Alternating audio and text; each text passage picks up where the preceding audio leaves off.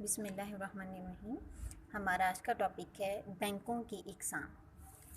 Bank کی کتنے اقسام ہیں؟ بینک کی یہ جو بھی اقسام آپ پڑھیں گے یہ ان کے کردار کے لحاظ سے، یعنی ان کے فرائض ان کے کام کے لحاظ سے ہے کہ یہ کس نوعیت کا کام کرتے ہیں۔ بینکوں کی اقسام میں سب سے پہلی قسم ہے مرکزی بینک۔ مرکزی بینک کو اسٹیٹ بینک بھی کہتے ہیں، سینٹرل بینک بھی کہتے ہیں۔ اور پاکستان کا جو مرکزی بینک ہے اس کا نام ہے اسٹیٹ بینک آف پاکستان۔ ہر ملک کا جو مرکزی بینک ہے اس کا اپنا ہی الگ نام ہے۔ جیسے انڈیا کے مرکزی بینک کا نام ہے اسٹیٹ بینک آف انڈیا، اور امریکہ کے مرکزی بینک کا نام ہے فیڈرل ریزرو بورڈ، اور جبکہ پاکستان کے مرکزی بینک کا نام ہے اسٹیٹ بینک آف پاکستان، جس کا امیج آپ کو نظر بھی آ رہا ہے۔ تو اب یہ جو مرکزی بینک ہے یعنی اسٹیٹ بینک آف پاکستان، یہ کیا کام سر انجام دیتا ہے کہ اسے باقی سب سے مختلف قرار دیا گیا ہے؟ تو یہ جو مرکزی بینک ہوتا ہے یہ ملک کے جتنا بھی بینکاری کا نظام ہے، یعنی باقی جتنے بھی قسموں کے بینک ہیں ان سب کو کنٹرول کرتا ہے، ملک کے معاشی مفاد کی خاطر کام کرتا ہے۔ اس کی سب سے نمایاں خصوصیت ہی یہ ہے کہ یہ ملکی مفاد کو سامنے رکھتا ہے، اپنے ذاتی مفاد یا صرف بینکنگ سسٹم کے مفاد کو سامنے اتنا نہیں رکھتا۔ یہ ملکی معاشی فلاح و بہبود کے لیے، ملکی معاشی مفاد کے لیے، ہمارے ملک کی حکومت کی مفاد کے لیے جو بہتر ہے اس کی حیثیت سے یہ کام کرتا ہے۔ یہ نفع کمانا، صرف اپنے کاروبار کو مزید بڑھانا، یہ اس کے لیے سب سے زیادہ اہمیت نہیں رکھتا، یہ اس کے لیے ثانوی حیثیت رکھتا ہے۔ یعنی پہلے معاشی مفاد یعنی حب الوطنی کے مطابق یہ کام ہوتا ہے، حکومتی کام تمام سر انجام دیے جاتے ہیں، اس کے بعد اگر منافع بھی ملتا ہے تو وہ ثانوی حیثیت میں یعنی سیکنڈری امپورٹنس ہے، اسے بعد میں دیکھا جاتا ہے۔ اچھا جی، منافع مل بھی جائے تو اس سے حکومت کو ہی فائدہ ہوگا، ہمارے ملک کو ہی فائدہ ہوگا، مرکزی بینک کو فائدہ ہوگا، تو پھر وہ منافع بھی کما لے گا۔ مرکزی بینک کسی بھی ملک کے بینکاری نظام اور باقی جتنے بھی مالی ادارے ہیں، اب جیسے یہ انشورنس کمپنیز ہیں، پھر اس کے علاوہ چھوٹی موٹی جو میوچل فنڈز کی کمیٹیز بنی ہوئی ہوتی ہیں، یہ ان تمام جو چھوٹے درجے کے مالی ادارے ہیں ان سب کو بھی ہدایت مہیا کرتا ہے، ان سب کے کردار کو بھی مستحکم بناتا ہے۔ یہ جتنے بھی تجارتی بینک ہیں ان کو کنٹرول کر رہا ہے، ان کو مستحکم بناتا ہے، تو ان کے لیے یہ رول ماڈل کی حیثیت سے کام کرتا ہے، یعنی ان کے لیے ناظم اور رہبر کے طور پر کام کرتا ہے۔ ناظم کا مطلب ہے کہ ان کے لیے سارا سسٹم جو ہے بینکاری کے نظام کا، اسے منظم طریقے سے چلاتا ہے اور فیصلے کرتا ہے۔ شرح سود کا کیا ریٹ ہونا چاہیے، ملک میں زر کی رسد کتنی ہونی چاہیے، کتنی نہیں ہونی چاہیے، قرضے کس نے اب معیشت میں دینے چاہیے زیادہ یا کب کم کرنے چاہیے، جو بھی ہے وہ منظم کرتا ہے یہ تمام تجارتی بینکوں کو، اس لیے ان کے لیے رہبر رہنما کی حیثیت کا کردار ادا رکھتا ہے۔ مرکزی بینک کا ایک اور کام ہے جو باقی بینک نہیں کرتے، اور وہ اس کا منفرد کام یہ ہے کہ یہ نوٹ بھی جاری کرتا ہے، یعنی حکومتی کاموں کو بھی سر انجام دیتا ہے اور ساتھ میں نوٹ جاری کرنے کا بھی کام مرکزی بینک کا ہی ہوتا ہے۔ یہ جتنے بھی ہمارے پاس کرنسی نوٹ ہیں، پھر اس کے علاوہ جو باقی بھی نیا نظام ہے وہ سب اس کا مین ہیڈ وہ شروع کہاں سے ہوتا ہے، وہ مرکزی بینک کی طرف سے ہی ہوتا ہے۔ مرکزی بینک نوٹ جاری کرتا ہے اور حکومت کے لیے بھی بینکاری کی خدمات سر انجام دیتا ہے۔ یعنی حکومت کے لیے بھی یہ بینکاری کی خدمت کیسے سر انجام دیتا ہے؟ یہ حکومت کی خاطر جو قرض لینے ہیں، جیسے آئی ایم ایف سے یا ورلڈ بینک سے، باقی جتنے بھی ممالک ہیں ان سے حکومتی قرضہ جات، سود کی ادائیگی، سود کی وصولی جو بھی ہے اس پورے نظام کو کنٹرول کرتا ہے۔ حکومت کا جو سارا یہ سسٹم چلتا ہے وہ اسی مرکزی بینک کی بنیاد پر چلتا ہے۔ پھر عوام سے جو قرضے وصول کرنے ہیں یا عوام کو قرضے دینے ہیں، جو عوام کو پاس حکومتی سیکیورٹیز ہیں یا یہ سرٹیفکیٹ بانڈز ہیں، یہ سب کچھ بھی اس بینکاری کے نظام کے ذریعے ہی چلتا ہے اور اسے مرکزی بینک کنٹرول کرتا ہے۔ مرکزی بینک کی سب سے اچھی تعریف کیا ہے کہ اگر آپ ان جملوں کے ترتیب کے مطابق لکھیں جو میں بولنے لگی ہوں، یہ مرکزی بینک ملک کے بینکاری اور زرعی نظام کا سربراہ ہوتا ہے۔ یہ بینک ملک کے معاشی مفاد اور ترقی کی خاطر بہت سے فرائض سر انجام دیتا ہے۔ مرکزی بینک نوٹ جاری کرتا ہے اور حکومت کے لیے بینکاری کی خدمات بھی سر انجام دیتا ہے۔ اس طرح سے یہ زر کی مقدار کو کنٹرول کر کے قیمتوں کو بھی استحکام بخشتا ہے۔ مرکزی بینک کے جتنے بھی اہم خصوصیات ہیں، یہ اس کے اہم فرائض ہیں، یہ اس کا کردار ہے، وہی آپ نے اس کی تعریف میں لازمی طور پر بتانے ہیں۔ پہلا آپ کو بتایا گیا کہ مکمل بینکاری کے نظام کو کنٹرول کرتا ہے، یعنی بینکاری اور زرعی نظام کا سربراہ ہے۔ پھر دوسرا آپ کو بتایا گیا کہ یہ نوٹ جاری کرتا ہے، یعنی نوٹ چھاپنے پر اسے اجارہ داری حاصل ہے۔ اجارہ داری کا مطلب یہ اپنے معاشی حالات کے مطابق دیکھتے ہوئے خود سے فیصلہ کرتا ہے کہ اب نوٹ زیادہ جاری کرنے چاہیے یا کم جاری کرنے چاہیے۔ گردش زر کو کنٹرول کرتا ہے، تو ملک کے معاشی اور مالیاتی نظام میں مستحکم ہوتا ہے۔ کیوں؟ کس طرح سے مستحکم ہوگا؟ کیونکہ گردش زر یعنی زر کی رسد، کتنی کرنسی ہمارے معیشت میں گردش میں ہونی چاہیے، پھر اس کا ڈائریکٹ لنک بنتا ہے قیمتوں کے ساتھ۔ جو جتنی زیادہ زر کی رسد ہوگی، قیمتیں اتنی ہی زیادہ ہوتی جائیں گی، یعنی مہنگائی زیادہ ہوتی جائے گی۔ جتنی کم ہوگی اس لحاظ سے تھوڑی یہ کم ہوں گی۔ تو وہ جو آپ لاسٹ ویڈیو میں نظریہ مقدار زر یعنی کوانٹٹی تھیوری آف منی میں زر کی رسد اور قیمتوں کے نظام میں مثبت تعلق سمجھ چکے ہیں، اس کے تحت اب مرکزی بینک کو چونکہ زر کی رسد پر اختیار حاصل ہے، تو اسے قیمتوں کو بھی کنٹرول کرنے میں، قیمتوں کو استحکام بخشنے میں بھی بنیادی کردار حاصل ہے۔ اور ملک میں موجود زر کی جتنی بھی مقدار ہے، ان کے پیچھے کہ اتنی کرنسی ہونی چاہیے، تو آپ کے پاس واقعی اس ملک کی حکومت کے پاس اتنے اثاثات ہیں، اتنا زر مبادلہ ہے کہ وہ اتنے اہمیت کے نوٹ جاری کر سکے۔ تو جتنی بھی قیمتی دھاتیں ہیں جن کی بنیاد پہ یہ نوٹ جاری کیے جاتے ہیں، اور جتنے اثاثات ہیں، جو بھی زر مبادلہ ہے، زر مبادلہ کا مطلب کہ جتنے بھی بیرون ملکی اہم کرنسیز ہیں جنہیں تبادلے کے طور پر استعمال کیا جاتا ہے بین الاقوامی معیار پر، جیسے ڈالر ہے، پاؤنڈز ہیں، تو وہ بھی یہ سب کچھ مرکزی بینک ہی کنٹرول کرتا ہے کہ پاکستانی کرنسی کے مطابق کتنا ہے اب وہ لیول، پھر ایکسچینج ریٹ کتنا ہونا چاہیے، یہ سب کچھ۔ اور یہ عوام کی بھلائی اور معاشی بہتری کے لیے کام کرتا ہے، منافع کمانا اس بینک کے لیے محض ثانوی حیثیت رکھتا ہے۔ جو میں نے تعریف بولی تھی جملوں کی جس ترتیب سے، وہ بھی آپ اس میں لکھ سکتے ہیں۔ اس کے علاوہ جو اس کے 1 2 3 4 5 کر کے مین پوائنٹس بھی کلیئر کیے گئے ہیں، یہ بھی آپ لکھ سکتے ہیں مرکزی بینک کی تعریف میں۔ لیکن 1 2 3 4 پوائنٹس کرنے کی بجائے آپ ایک مکمل 3 سے 4 لائنوں کی صورت میں اکٹھا کر کے انہیں لکھیں بجائے ان پوائنٹس کے۔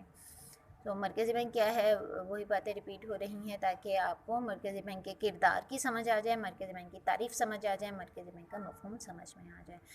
اگر آپ کو شارٹ کوسچن میں آتے ہیں مرکزی بینک سے کیا مراد ہے، تو آپ نے اس کی صرف تعریف ہی لکھنی ہے، اور تعریف میں یہ تمام اہم نکات ہونے چاہیے، بغیر 1 2 3 یعنی بغیر بلٹس کے، بغیر کاؤنٹنگ کے آپ نے ایک پیراگراف کے فارم میں یہ لکھ دینا ہے۔ مکمل لکھنے کی ضرورت نہیں ہے، لیکن ہاں اگر آپ کو انشائیہ سوال میں آتا ہے تو جس لحاظ سے پوچھا گیا ہے مرکزی بینک کے فرائض یا مرکزی بینک کے کردار، تو آپ نے پھر اسی لحاظ سے اسے انشائیہ سوال بنانا ہے۔ جی، اب بینک کی جو سب سے پہلی قسم اور اہم قسم تھی مرکزی بینک، وہ مکمل ہو چکی ہے۔ اور بینک کی دوسری قسم ہے تجارتی بینک۔ اب تجارتی بینک کا جو مرکزی بینک سے فرق ہے، وہ بنیادی 2 فرق ہے۔ ایک تو واضح طور پر آپ کو نظر آئے گا کہ جو تجارتی بینک ہیں یہ حکومت کے لیے کام نہیں کرتے، اس لیے جو ملک کے لحاظ سے معاشی مفاد کو دیکھنا ہے، عوام کی بھلائی کو دیکھنا ہے، وہ ان کے لیے اہمیت نہیں رکھے گا۔ یہ تجارتی بینک صرف کاروباری لحاظ سے کام کرتے ہیں، منافع کمانا ان کے لیے پہلی ترجیح ہوتا ہے۔ دوسری اہم بات یہ کہ مرکزی بینک نوٹ جاری کرتا ہے، جبکہ تجارتی بینک نوٹ جاری نہیں کرتے۔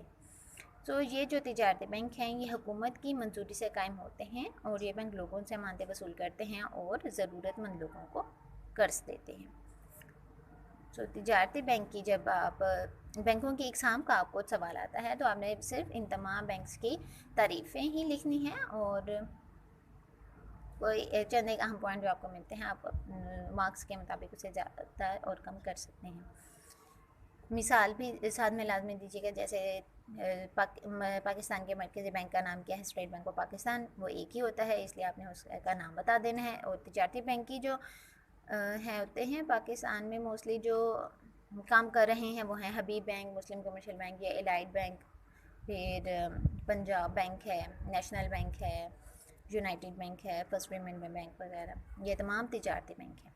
اب یہ جو آپ کو مزید نظر آ رہا ہے اس امیج میں کہ فہرستی بینک اور غیر فہرستی بینک، یہ تجارتی بینک کی مزید اقسام ہے۔ تو فہرستی اور غیر فہرستی آپ چاہے بنیادی اقسام میں نہ لکھیں، یہ ہم نیکسٹ ویڈیو میں سمجھیں گے کہ ان سے کیا مراد ہے۔ تیسری قسم ہے زرعی بینک، تو جو زراعت کے شعبے سے متعلق کسانوں کو اور جتنے بھی ہمارے لینڈ لارڈس ہیں انہیں قرض دیتے ہیں اور ان ضمانتیں وصول کرتے ہیں۔ پھر اب حکومت بہت ساری اسکیم، بہت سارے منصوبے شروع کر دیتی ہے کہ کھاد کے لحاظ سے کسانوں کو چھوٹے پیمانے پر قرض جاری کرنے کے لحاظ سے۔ تو زرعی شعبے سے متعلق جو بھی بینکاری کا نظام کو چلانے کے لیے بینک کام کرتا ہے اسے ہم نام دیتے ہیں زرعی بینک۔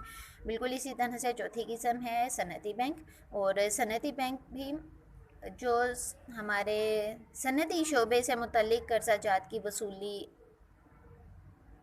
اور قرضے جاری کرنا، پھر کتنے میعاد کے ہونے چاہیے، میعاد کا مطلب مدت کے، قلیل مدت یعنی تھوڑی مدت، تھوڑے عرصے کے لیے آپ قرض جاری کر رہے ہیں، یا طویل المیعاد کا مطلب ہے طویل یعنی زیادہ لمبے عرصے کے لیے، لمبی مدت کے لیے آپ سرمایہ کاروں کو، صنعت کاروں کو قرضے جاری کر رہے ہیں، کس طرح کے مقاصد کے لیے کر رہے ہیں، حکومت نے کیا رول بنائے ہیں، ان سب کو سامنے رکھتے ہوئے تاکہ ملک میں سرمایہ کاری کے مواقع زیادہ ہو جائے، صنعتی بینک کام کرتا ہے۔ صنعتی شعبے سے متعلق یہ اب کسانوں کو قرضہ نہیں دے گا، یہ جو صنعت کار ہیں، سرمایہ دار حضرات ہیں، فیکٹری مالکان ہیں، یہ ان سے ڈیل کرے گا۔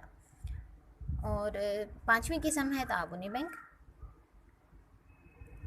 یہ بینک زرعی پیداواری شعبوں میں جو تعاونی کاروباری سرگرمیاں ہیں انہیں سر انجام دیتا ہے۔ یہ اپنی مدد آپ کے تحت کام کرتا ہے، یعنی آپ کو زراعت کے شعبے میں کچھ انجمن امداد باہمی نظر آئیں گے کہ وہ آپس میں مل کر ایک، جس طرح سے پنچایت کا سسٹم ہے اس میں تمام سردار مل کر ایک عدلیہ جیسا چھوٹا سسٹم ہر ایک نے اپنے گاؤں میں بنایا ہوتا ہے، بالکل اسی طرح سے آپس میں تعاون کرنے کی خاطر زمیندار اور کاشتکاروں نے بھی کچھ انجمن امداد باہمی بنائی ہوتی ہیں۔ تو یہ جو چھوٹی موٹی مشینری ہے کسانوں کو جو چاہیے، اور باقی جو بھی انہیں قرضہ جات چاہیے یا اپنی امانتیں انہوں نے جمع کروانی ہے ان سے ڈیل کرتا ہے۔ تعاونی بینک تحصیلی سطح پر یعنی چھوٹے پیمانے پر کام کرتا ہے۔ اس کی سرپرستی بھی مرکزی بینک اور حکومت پاکستان کرتے ہیں۔ چھٹی قسم ہے بچت بینک۔ بچت بینک کا مطلب ہے کہ ایسے بینک جو قومی بچت کے مراکز ہیں، پھر ڈاک خانے ہیں، وہاں پر بھی آپ بچت سرٹیفکیٹ لیتے اور دیتے ہیں، پھر آپ جہاں کہیں بھی جس بھی مالیاتی ادارے میں جاتے ہیں اور وہ بچت سے ڈیل کر رہا ہوتا ہے کہ وہ لوگوں کو یہ اس طرح کی ترغیبات دیتے ہیں کہ آپ کو اتنا زیادہ اس پر منافع ملے گا، اتنے ٹائم کے لیے بچت کروائیں گے، بچت کے مختلف سرٹیفکیٹس مہیا ہیں آپ سب کے لیے۔ یہ کاروباری حضرات کے لیے بھی ہیں اور عام عوام کے لیے بھی ہے، چھوٹے پیمانے پر بھی ہیں، بڑے پیمانے پر بھی ہیں۔ یہ جو بھی بچت سے متعلق کام ہے وہ بچت بینک سر انجام دیتا ہے۔ اور مبادلہ بینک، یہ کہتے ہیں ہم ایکسچینج بینک، یہ اصل میں ملکی کرنسی کو غیر ملکی کرنسی میں بدلنے کا کام سر انجام دیتا ہے، یعنی وہی جو ایک زیادہ کام ہے وہ تمام بینکوں کو مخصوص کر دیے جائے، تو اس لحاظ سے یہ تمام اقسام بن رہے ہیں کہ جس بینک میں بھی جائیں گے یا جس بھی مالیاتی ادارے میں آپ جا رہے ہیں، فرض کریں آپ ایس بی ایل میں ہی گئے ہیں اور وہ آپ کی پاکستانی کرنسی کی جگہ آپ پاؤنڈ لینا چاہیں تو آپ کو پاؤنڈ دے دیتا ہے تبادلہ کر کے، اور اس پر کمیشن بھی وصول کر لیتا ہے۔ تو وہی جو ایچ بی ایل ہے وہ تجارتی بینک بھی ہے، وہی جو ایچ بی ایل ہے وہ مبادلہ بینک بھی ہے۔ اور فرض کریں اگر وہی بینک آپ کو بچت سرٹیفکیٹ بھی جاری کر دیتا ہے تو وہی بینک بچت بینک بھی ہے، یعنی ایک ہی بینک اگر بچت والے تمام کام سر انجام دیتا ہے تو وہ بچت بینک بھی ہے، وہ کرنسی کا ملکی غیر ملکی کرنسی میں بدلنے کا کام بھی سر انجام دیتا ہے تو وہ مبادلہ بینک بھی ہے، اور وہ تجارتی بینک بھی ہوا۔